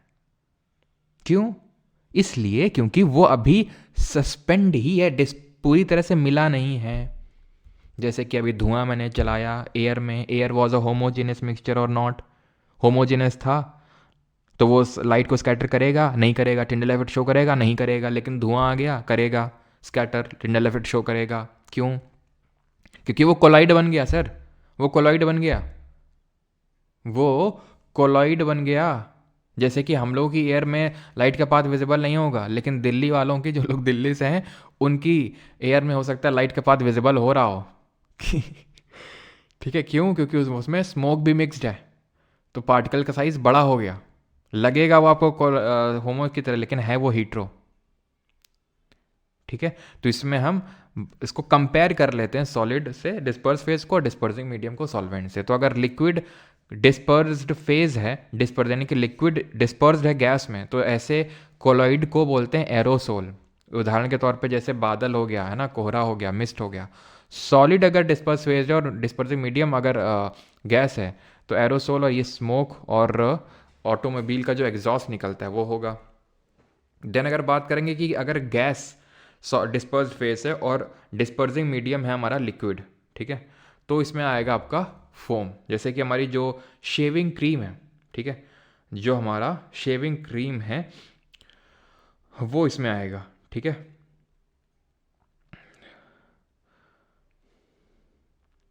देन अगर बात करें गैस डिस्पर्स फेस है और डिस्पर्सिंग मीडियम लिक्विड है, ठीक है, तो हो गया गैस सॉरी लिक्विड अगर डिस्पर्स्ड फेस है और लिक्विड ही डिस्पर्सिंग मीडियम है तो इमल्शन है ना। इमल्शन आपने सुना होगा, पेंट में आपने इस वर्ड को सुना होगा, इमल्शन पेंट्स होते हैं जिसमें लिक्विड ही लिक्विड में क्या है, डिस्पर्स्ड है। मिल्क हो गया, फेस क्रीम हो गया, ये सब हो गए हमारे। सॉलिड लिक्विड को सोल बोलते हैं। एग्जाम्पल के तौर पे मिल्क ऑफ मैग्नीशिया, जरा बताइए मिल्क ऑफ मैग्नीशिया को हम कहाँ पर यूज़ करते हैं, जल्दी से अगर आप बता सकें तो। देन अगर हम बात करें कि गैस सॉलिड में है तो इसको फोम बोलते हैं, लिक्विड सॉलिड में है तो जेल बोलते हैं, सॉलिड सॉलिड में है तो ऐसे सॉलिड सोल बोलते हैं, ठीक है। तो ये थोड़ा सा ध्यान में रखेंगे आप, ठीक है, कि एरोसोल क्या होता है, फोम क्या होता है, इमल्शन क्या होता है, फोम क्या होता है, जेल क्या होता है, कब डिस्पर्स फेस क्या होता है और कब डिस्पर्सिंग मीडियम क्या होता है। जैसे उदाहरण के तौर पे मतलब कैसे आप थोड़ा सा इसको रिलेट करके याद कर सकते हैं कि देखो, जब आपका गैस डिस्पर्स्ड फेस होगा तो वो फोम होगा, जब आपका गैस डिस्पर्सिंग मीडियम होगा तो एरोसोल होगा। लिक्विड लिक्विड पेंट से रिलेट कर लो कि भाई दो पेंट को मिक्स कर रहे हैं तो इमल्शन पेंट निकल के आ रहा है, ठीक है। जब सॉलिड आता है तो सोल, जब सॉलिड आता है तो सोल शब्द आ जाता है, यहाँ पर सोल शब्द आ गया जब डिस्पर्स फेस में आ रहा है तो। और लिक्विड सॉलिड की अगर बात करेंगे तो ये जेल बन जाता है, ठीक है, जैसे हमारा जेली, चीज़, बटर, ये सब। अब आते हैं अपने आखिरी टॉपिक पे आज के, and that is different methods to separate components of a mixture. जो हमारा मिश्रण है उसके जो डिफरेंट कंपोनेंट हैं उनको अगर मुझे अलग अलग करना है, उसकी अलग अलग टेक्निक्स होती हैं। We can separate the heterogeneous mixture into their constituents by means of physical matter. जैसे हीट्रोजेनस मिक्सचर को तो हम आराम से अलग कर सकते हैं। जैसे मम्मी को आपने देखा होगा, मम्मी लोगों को है ना चावल बीनती हैं, है ना मम्मी, जैसे क्या है कि जैसे चावल से कंकड़ वगैरह है ना, इस तरह से तो चावल बीनती हैं, कुछ भी बीनती हैं तो मतलब वो फिजिकली हैंड पिकिंग से सेपरेट कर रही हैं, छन्नी से छान दिया, फिल्टर कर दिया, ये सब हीट्रोजेनस मिक्सचर के लिए तो बढ़िया है, ठीक है। लेकिन जो अदर मेथड्स ऑफ सेपरेशन है वो हम देखते हैं जो थोड़े से कॉम्प्लेक्स नेचर के होते हैं, आराम से सेपरेट नहीं होते हैं। तो उसमें हम इवेपोरेशन देखेंगे, centrifugation, sublimation, chromatography, distillation, fractional distillation, सब। लेकिन सबसे पहले स्टार्ट करेंगे इवेपोरेशन यानी कि वाष्पीकरण से। For separating a mixture of non volatile and a volatile substance. Non volatile, volatile मतलब वोलेटाइल का मतलब होता है जो वाष्पीकरण हो जाता है जिसका, वोलेटाइल उसको बोलते हैं जिसका वाष्पीकरण हो जाता है, नॉन वोलेटाइल उसको बोलते हैं जिसका वाष्पीकरण नहीं होता है। जैसे उदाहरण के तौर पे, आज मैं उदाहरण कुछ ज़्यादा शब्द का प्रयोग नहीं कर रहा हूँ, तो जैसे कि जब हम हाथ में डालते हैं मान लो थिनर, तो आपने देखा होगा या जो है ना वो नेल पॉलिश रिमूवर आता है तो एकदम से ठंडा ठंडा लगता है। ठंडा क्यों लगता है, ठंडा क्यों लगता है? और वो एक हमारा वॉलेटाइल सब्सटेंस है। ठंडा इसलिए लगता है क्योंकि जब हमने थिनर को डाला तो उसने हमारे हाथ की यानी पाम की एनर्जी को, हीट को लिया और वो गैस में कन्वर्ट हो गया। लिक्विड को गैस में कन्वर्ट होने के लिए हीट देना पड़ता है, तो गैस में कन्वर्ट हो गया। अब क्योंकि उसने हमारे हाथ की एनर्जी ली थी, हीट ली थी, इसलिए वहाँ ठंडा ठंडा लगने लगता है। तो वो क्या है, वॉलेटाइल नेचर का है। तो जब हम पानी और मान लो नमक का मिश्रण है तो सिंपल आप रखो इसको, वाष्पीकरण होगा, इवापोरेशन होगा, पानी फुर्र और नमक नमक रह जाएगा, इवापोरेशन से हो गया। और separating coloured component from the ink, और सेपरेटिंग कलर्ड कंपोनेंट क्या होता है, डाई होता है। जो इंक होती है उसका कोई ना कोई कलर होता है। अब इंक में दो चीज़ें होती हैं तभी इसको मिक्सचर बोलते हैं मेनली, एक तो वाटर होता है और दूसरा होता है डाई। डाई ही होता है वो कलर्ड कंपोनेंट, ठीक है। आपको कैसे पता सर कि ओ ठंडा लगता है, ओ ठंडा लगता है? नहीं बेटा, थिनर ठंडा लगता है, लेकिन हम तुम्हारी भावनाओं को समझ पा रहे हैं बेटा। हैं थिनर हमने भी देखा है, थिनर हमने भी कभी ना कभी तो इस्तेमाल, मतलब इस्तेमाल इन दी सेंस कि रखा था तो देखा था भाई, उसमें क्या नेल पॉलिश थोड़ी ना लगाता हूँ मैं, ठीक है। सॉल्ट एंड वाटर की बात करते हैं, सॉल्ट फ्रॉम वाटर, तो वो मैंने आपको बता दिया, शुगर फ्रॉम वाटर। तो डाई को इंक से वाला ये वाला एग्जाम्पल ध्यान रखना है क्योंकि इसमें आप कन्फ्यूज़ होंगे। कैसे? हमारे अगले मेथड से, ये सेकंड नंबर का है, ठीक है, ये है, इसको बोलते हैं chromatography, to separate solutes that dissolve in the same solvent, separating coloured components of a dye and drugs from blood. जो डाई होती है, अभी जो डाई को हम अलग किए वाटर से, इंक में क्या होता है, वाटर होता है, डाई होता है, तो इवापोरेशन करवाया, वाटर उड़ गया, डाई बच गई। डाई में बहुत सारे कलर्स होते हैं, बहुत सारे कलर्स होते हैं, उन कलर को कैसे अलग करोगे, क्रोमैटोग्राफी। क्रोमा का मतलब क्या होता है, कलर होता है, ठीक। ड्रग्स को अलग करना है ब्लड से, खून से, अगर मान लो कोई केमिकल वगैरह हैं खून में, कोई केमिकल अगर उनको अलग करना है तो उसके लिए भी क्रोमैटोग्राफी का इस्तेमाल करेंगे आप। सेंट्रीफ्यूगेशन पे आएंगे, ठीक है। उसको यार 5 ही मान लो, मैं आगे लिख दूंगा, मैंने उसको 5 से उठा के यहाँ पे इसलिए रख दिया था सो दैट आपको कन्फ्यूजन ना हो कि भैया अगर इंक से डाई को अलग करना है तो एवापोरेशन, मतलब डाई को अगर इंक से अलग करना है तो एवापोरेशन, डाई को उसके डिफरेंट कलर्स में अलग करना है तो क्रोमैटोग्राफी, कलर मतलब क्रोमा, ठीक है। सेंट्रीफ्यूगेशन देखा होगा मथनी से, है ना, ऐसे झर झर झर झर मारो, क्रीम निकल आती है। Separate dense particle from light particle, जैसे कि मिल्क को क्रीम से अलग करना है, बटर को क्रीम से अलग करना है, ठीक है। Squeezing out water from wet clothes, तो ये सब सेंट्रीफ्यूगेशन होते हैं ना। जो हमारी वॉशिंग मशीन है वो सेंट्रीफ्यूगेशन पे काम करती है, इसे घर घर घर घर घर घर घर घर घर ऐसे घुमाती है और सेंट्रीफ्यूगेशन हो जाता है, ठीक है। तीसरा बात है using a separating funnel to separate two immiscible liquid. अब दो इस तरह के लिक्विड हैं जो आपस में मिल नहीं रहे हैं, बोल रहे हम नहीं मिलेंगे, हम में और आप में अंतर है, ठीक है, हम में और आप में अंतर है, ठीक। तो ये दोनों मिलेंगे नहीं, जैसे उदाहरण के तौर पे ऑयल एंड वाटर आपस में मिलते हैं, नहीं मिलते हैं, तो इमिसिबल हैं। इमिसिबल हैं तो जिसमें भी हैं, ठीक है, उसमें लगाओ ऐसा ये, ठीक है, सेपरेटिंग फनल में डालो उसको, इसमें ऐसा टैप लगा होगा, टैप मतलब वही ढक्कन, ढक्कन को खोलोगे तो जो नीचे है, नीचे कौन होता है, तेल और पानी में, पानी क्योंकि वो ज़्यादा डेंस है, भारी है, तो पानी निकलेगा निकलेगा निकलेगा, जैसे ही यहाँ पर पानी आ जाए, मतलब यहाँ पर तेल आ जाएगा, क्योंकि पानी निकलेगा निकलेगा, ये नीचे आएगा तेल, और जैसे ये बंद कर दो, पानी अलग तेल अलग, बात खत्म, पैसा हजम। Oil from water, iron iron ore. अब आते हैं इसको नहीं, अब आते हैं डिस्टिलेशन पे, बारी बारी करके पढ़ेंगे जिससे कि कॉन्टीन्यूटी बनी रहे। अब ये तो मैंने आपको बताया था इमिसिबल लिक्विड को अलग करना है। अब अगर मान लो दोनों मिक्स हो जाए तो क्या करोगे, तो डिस्टिलेशन यूज करोगे, ठीक है। आसवन जिसको बोलते हैं, आसवन।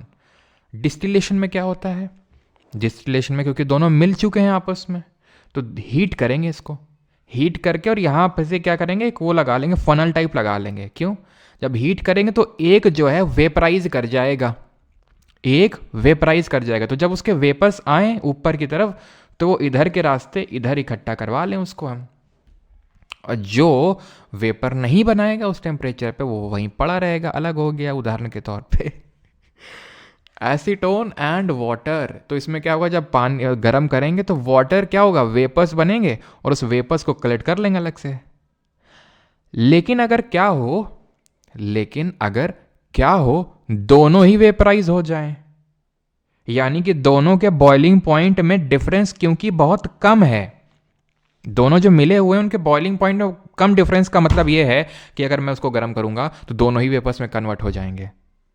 जैसे मैंने थोड़ा टेम्परेचर, अब यहाँ पे क्या है कि अगर मैं और टेम्परेचर बहुत और बढ़ा देता तो एसीटोन भी वेपराइज हो जाता, लेकिन भैया क्योंकि मुझे अलग करना है तो मुझे पता है इतने में वाटर हो जाएगा, रुक जाऊंगा मैं, वाटर अलग एसीटोन अलग।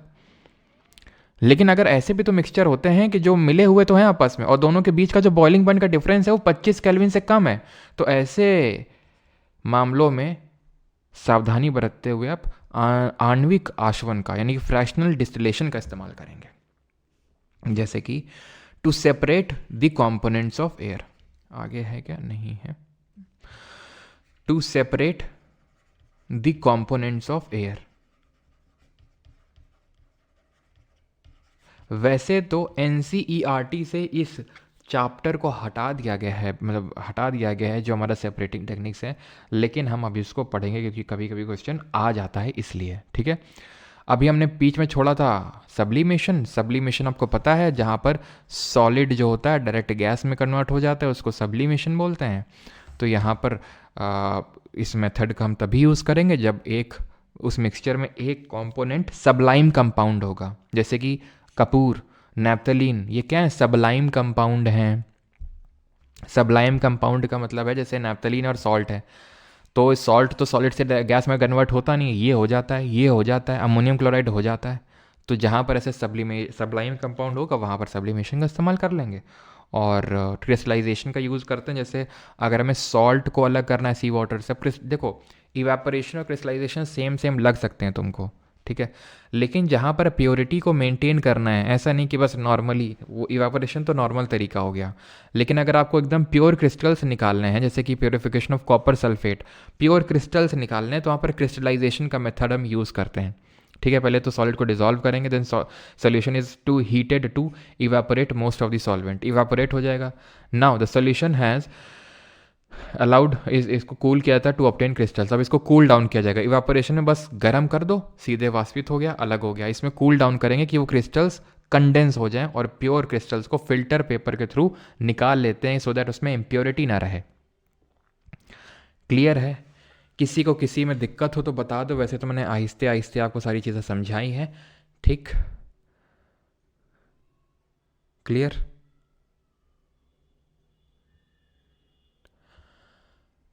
ठीक है, अभी हम आते हैं कि आखिरी है बस ये, ठीक है। अब तुम लोग बोलोगे बार बार सर आखिरी बोल रहे हैं, ये सच में आखिरी है कि फिजिकल चेंज, और इस पर अभी एमटीएस में खूब सवाल बने भी हैं। एमटीएस में अगर जिन लोगों ने किया होगा, अभी मैंने करवाए थे एमटीएस के सारे क्वेश्चंस, तो वहाँ पे देखा होगा आपने, क्वेश्चन आए थे, ठीक है।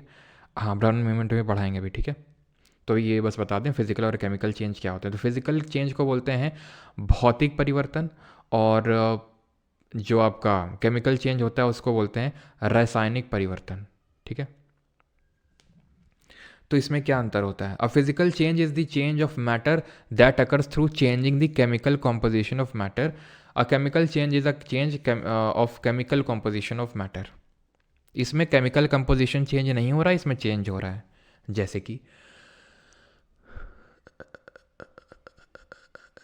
जैसे कि मान लो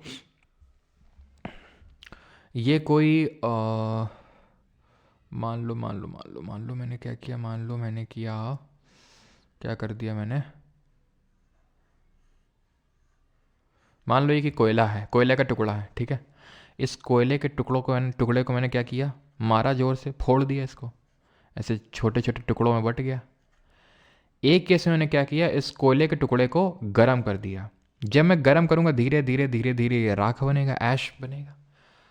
अब ये राख से तुम कोयला बना सकते हो क्या फिर से? अगर ऐसा होता तो फिर क्या ही दिक्कत थी, है ना, क्या ही कोयले की कमी होती फिर तो। लेकिन इससे क्या तुम फिर से बना सकते हो? बिल्कुल बना सकते हो, जोड़ के बना दोगे। क्या इसमें कोई केमिकल कंपोजिशन में चेंज हुआ? नहीं हुआ। इसमें हुआ गर्म करने पे कोयले को। दूध है, रखे रखे रखे रखे वो सड़, मतलब नॉट सड़, मतलब वो खट्टा हो गया। क्या फिर से तुम वैसे ही दूध में बना सकते हो? नहीं बना पाओगे तुम। उसका फिर तुम्हें दही बनाना पड़ेगा अब, ठीक है। तो यानी उसके केमिकल कंपोजिशन में चेंज हो गया, जो कि इरिवर्सिबल नेचर का है, यानी उसको तुम बदल फिर से पीछे नहीं कर सकते हो।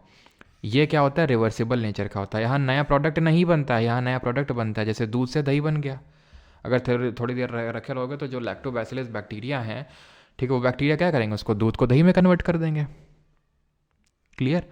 अब यहाँ पर एग्जांपल्स देख लीजिए, जैसे कि आइस है, मेल्ट हो गई, मेल्ट हो गया, क्या पानी बन जाएगी? क्या पानी से मैं फिर बर्फ़ नहीं बना सकता? बिल्कुल। मैंने लकड़ी को काट दिया, फिजिकल चेंज है। मैंने लकड़ी को जला दिया, केमिकल चेंज है।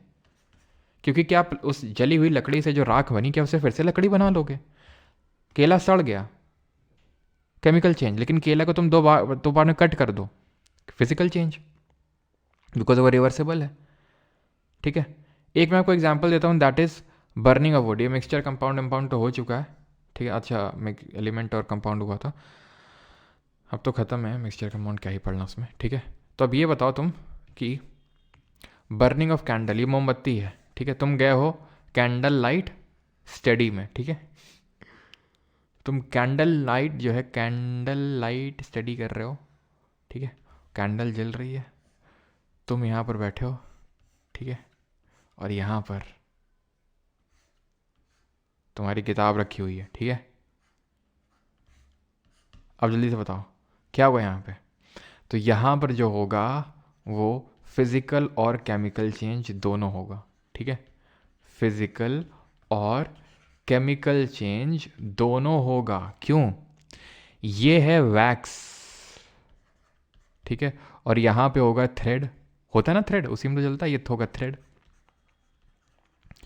तो वैक्स जो जलेगी वो पिघलेगी, तो क्या उसका केमिकल कंपोजिशन चेंज हुआ? क्या नहीं हुआ। उससे फिर से आप मोम बना सकते हो। वो वैक्स जो पिघले फिर से वही मोम बन जाती है पिघलने के बाद। लेकिन ये जो थ्रेड है जो जल गया, कि ये वापस आएगा? चलो हम थ्रेड नहीं भी मानते हैं, लेकिन होता क्या है कि जब वैक्स मेल्ट होती है इसके आसपास की, ऊपर की वैक्स जो मेल्ट होती है, तो ये वेपराइज हो जाती है, क्योंकि आग के डायरेक्ट कांटेक्ट में तो बहुत ज़्यादा टेम्परेचर मिल रहा है, तो ये वेपराइज हो जाएगा। वेपराइज हो जाएगा मतलब उसको हम वापस मोम नहीं बना सकते हैं। दैट मीन्स, तो आपने देखा होगा कि अगर मोमबत्ती मेल्ट हो रही तो मोमबत्ती जितनी वैक्स नहीं डिपॉजिट होगी, मोमबत्ती जितनी वैक्स आपको नहीं मिलेगी, थोड़ी कम हो जाएगी, क्योंकि कुछ वेपराइज कर गई है। तो जो वेपराइज कर गई है उसमें हो गया केमिकल चेंज, और थ्रेड में भी हो गया, और जो आपको वैसे मिल जाएगी वो फिजिकल चेंज होगा। ठीक है, क्लियर?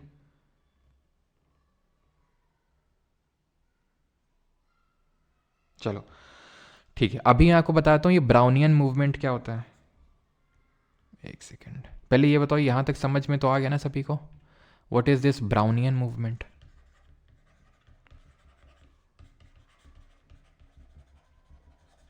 ब्राउनियन मूवमेंट क्या होता है? तो ये होता है, it is a random motion of particles suspended in a medium. Particles suspended in a medium, यानी किसी मीडियम में जो रैंडम मूवमेंट होता है। अब टिंडल क्या था? टिंडल ये था कि जो लाइट है वो स्कैटर हो रही है, उसका पाथ विजिबल है इसलिए। ठीक है, लेकिन यहाँ पे क्या है, यहाँ पे जो मीडियम का पार्टिकल है वो मूव कर रहा है। ब्राउनियन क्यों बोलते हैं? बिकॉज इसकी डिस्कवरी करी थी रॉबर्ट ब्राउन ने। कब करी थी? 1827, 1827 में करी थी। 1827 में, जब हमारा किसी पर्टिकुलर मीडियम में जो पार्टिकल होते हैं कहीं भी इधर उधर इधर उधर मूव करते हैं, उसको हम ब्राउनियन मूवमेंट बोलते हैं। बस, ठीक है, क्लियर? यहाँ पर हमारा लेक्चर होता है ख़त्म। मिक्सचर और कंपाउंड के बीच में डिफरेंस पता है आपको? ठीक है, कंपाउंड एलिमेंट ये सब मैं आपको पढ़ा चुका हूँ। यहाँ पर लेक्चर हो जाता है हमारा ख़त्म। क्वेश्चन हम करेंगे शाम को, बैच में कर लेंगे, ठीक है? बिकॉज अभी तो आई थिंक क्वेश्चन CDS वाले पता नहीं लगे हैं कि नहीं लगे हैं आज। CDS वाले क्वेश्चन आई थिंक अभी लगे नहीं हैं आज, क्योंकि निकाल के जो है फॉरवर्ड करने पड़ते हैं क्वेश्चन, तो फॉरवर्ड करना मैं आज भूल गया लगता है। कोई नहीं, तो आप इस लेक्चर को करेंगे रिवाइज, ठीक ठाक नंबर ऑफ क्वेश्चंस निकले हुए हैं, ठीक है? तो CDS के करेंगे एंड देन करेंगे SSC में जो पूछे गए शाम को करेंगे अपने यूजुअल टाइम पे, शाम को 7 बजे। और मैं करवाने वाला था आज बायो के क्वेश्चन ALP के में जो पूछे गए हैं, जो आंसर किया है, जो ई बुक मैंने आपको अवेलेबल करवा के दी है, लेकिन वो वाले जो क्वेश्चंस हैं वो एक्चुअल में मैं आज नहीं करवा के कल करवाऊँगा। कारण उसका ये, क्योंकि आज कंप्यूटर की क्लास भी लगी हुई है, और दोपहर में मुझे आपको एक वीडियो देना है, एंड दैट इज़ कि वाइस प्रेसिडेंट का रिमूवल किस तरह से होगा। तो उसको ज़रूर देखिएगा, क्योंकि अभी रिसेंटली कांग्रेस ने, या फिर हम बोले इंडिया गठबंधन ने, उनके खिलाफ एक नो कॉन्फिडेंस मोशन पारित किया देश के उपराष्ट्रपति को हटाने के लिए। तो किस तरह से हटाया जाता है, किस तरह से इलेक्ट किया जाता है, और क्या ये रेजोल्यूशन पास हो भी पाएगा कि नहीं हो पाएगा, क्या पहले कभी ऐसा हुआ है कि नहीं, वो सारी चीज़ों पर हम चर्चा कर रहे होंगे, जो आपको थोड़ी देर बाद वीडियो मिलेगा। रफली आप मान के चलो लगभग आई थिंक 3 बजे तक तो आपको वीडियो वो मिल जाएगा, ठीक है? क्लियर? अभिषेक सराफ डिस्पर्स्ड वाला अच्छा समझा दो, ठीक है? वल्ला हबीबी सर दोबारा पूछ रहा, प्लीज़ बता दीजिए, पहले कभी GS के पढ़ा नहीं, तो क्या 3.0 बैच सफिशिएंट है क्या? प्लीज़ बता दीजिए। पहले कभी पढ़ा नहीं है तो क्या सफिशिएंट है? ये पहली बात तो उत्तर है हाँ, लेकिन ये कैसा क्वेश्चन है, पहले कभी पढ़ा नहीं तो क्या सफिशिएंट है? तो इसमें क्या वो लोगों के लिए है क्या कि जो लोग पहले पढ़े हुए हैं? अभी इसमें तो इतना आराम आराम से पढ़ा रहा हूँ बेसिक से, ठीक है? सफिशिएंट है, और कुछ भी करने की ज़रूरत नहीं है, ठीक है? कुछ भी मतलब कुछ भी करने की ज़रूरत नहीं है, नॉट इवन ना कोई मतलब कहीं इधर उधर से एक सिंगल चीज़ भी आपको करने की ज़रूरत नहीं पड़ेगी, ठीक है? तो डिस्पर्स्ड फेज या डिस्पर्सिंग मीडियम में आता है कोलॉइड्स में। डिस्पर्स्ड फेज यानी कि जो कम मात्रा में डाला जाता है, डिस्पर्सिंग मीडियम जिसमें डाला जाता है वो चीज़ है, ठीक है? क्योंकि पूरी तरह से घुलता नहीं है, डिज़ोल्व नहीं होता है, तो इसको हम सॉल्यूट और सॉल्वेंट नहीं बोल सकते हैं, लेकिन हम कंपेयर कर सकते हैं उससे समझने के लिए। तो इसीलिए ये होमोजेनस दिख सकता है लेकिन है हीट्रोजेनस, यानी बीच का है, कोलॉइड है। यानी कि कोलॉइड में पार्टिकल साइज कितना होगा? पार्टिकल साइज होगा इसमें, पार्टिकल साइज होगा 1 नैनोमीटर से। अच्छा 2.0 की बात कर रहे हो क्या? नहीं 3.0 की, हाँ ठीक है। अच्छा कूपन की यार तुम लोग मांगते रहते हो कूपन, आज मैं डलवा दूंगा ठीक है टेलीग्राम पे, परमार एसएससी के टेलीग्राम चैनल पे मैं कूपन डलवा दूंगा। तो इसमें जो पार्टिकल साइज होता है वो 1 नैनोमीटर से आप ऐसे मान के चलो 1000 नैनोमीटर के बीच में होगा। इससे कम होगा होमो, इससे ज़्यादा होगा हीट्रो। ठीक है। 2.0 से 3.0 में कैसे हैं निशु मान जी? आज मैं कूपन दे दूंगा, ऐसे मत उसमें जाना, कूपन दे दूंगा जो सिर्फ उन्हीं बच्चों के उसमें लगेगा जिन्होंने 2.0 में होंगे। और मैं ये नहीं बोल रहा हूँ कि 3.0 में जाना ही जाना है, अगर आपको जाना है तो मैं एक कूपन बना दूंगा जिससे कि आपको फुल फ़ी पेमेंट ना करना पड़े, बहुत ही ज़्यादा आपको डिस्काउंट उसमें मिल जाएगा। लेकिन वो कोड तभी लगेगा जिस आईडी से आपने 2.0 को परचेज़ किया होगा, उसी आईडी से आप करने चाहिए तो कोड लग जाएगा आपका वो। ठीक है, ऐसे रैंडम कोई लगाएगा तो नहीं लगेगा वो कोड। चलिए थैंक यू। तो जिन लोगों को रिकॉर्डिंग चाहिए होती है और जिन लोगों को नोट्स चाहिए होते हैं डिटेल में, नोट्स वगैरह में कोई दिक्कत तो नहीं, मतलब अब क्या नोट्स वगैरह में पहले भी नहीं थी, अब मतलब कोई दिक्कत तो नहीं है? सर मेरे पास LABPR बैच है, तो कोई LABPR बैच क्या होता है भाई? चलो तो I have 2.0 batch, is it sufficient? चलो भाई। तो आज पढ़ के मज़ा आया, केमिकल इंजीनियरिंग किया है, आज पढ़ के मज़ा आया। अच्छा notes not loaded in time, notes की क्वालिटी आपने देखी है? हम्म? तो क्वालिटी देख के आप ये तो अंदाज़ा लगा सकते हो कि कितना टाइम लगता होगा उसको बनाने में। ठीक है, वो नोट्स की जो क्वालिटी होती है, तो थोड़ा सा वो है ना, रहम करिए, थोड़ा सा रहम खाइए। जिन लोगों को लेना है तो 3.0 परमार जीके बैच 3.0 है परमार एकेडमी एप्लीकेशन पे या फिर वेबसाइट पे www.parmaracademy.in, तो वहाँ पर से जाकर आप कोर्स में एनरोल कर सकते हैं। ठीक है। ब्लड टिंडल इफेक्ट शो करेगा? जी हाँ करेगा तनिषा जी, क्योंकि वो एक कोलॉइड है and colloid do show Tyndall effect.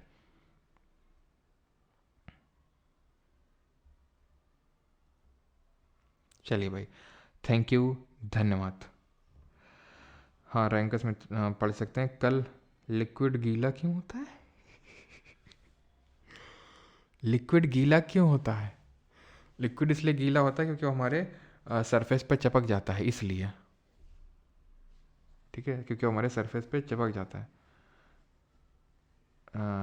बना दो आप स्टाइल्स ऑफ आर्किटेक्चर छोड़ के, एक तो स्टाइल्स ऑफ आर्किटेक्चर की बड़ी भारी डिमांड रहती है। चलो थैंक यू, धन्यवाद, मिलते हैं कल। एटम्स के बारे में पढ़ेंगे। अब जो लोगों ने यहाँ से शुरुआत करी है अंत भी करिएगा। आप अंत तो नहीं कर पाएंगे, जैसे आज थे तो मैं आज तुमने देखा होगा 6500 स्टूडेंट थे, ऐसे कुछ है ना, ऐसे ही थे शायद मेरे हिसाब से। कल देखना 6000 के लमसम हो जाएंगे, परसों देखना वो 5500 हो जाएंगे, फिर 5000 पे आके वो 5 5.5 पे स्टेबल हो जाएंगे। पता नहीं ऐसा क्यों होता है, लेकिन ये रीति का रिवाज है, विधि का विधान है। खैर इसको तो कोई बदल पाया नहीं, मैं भी क्या बदल पाऊँगा। तो आगे बढ़ते हैं। थैंक यू, धन्यवाद।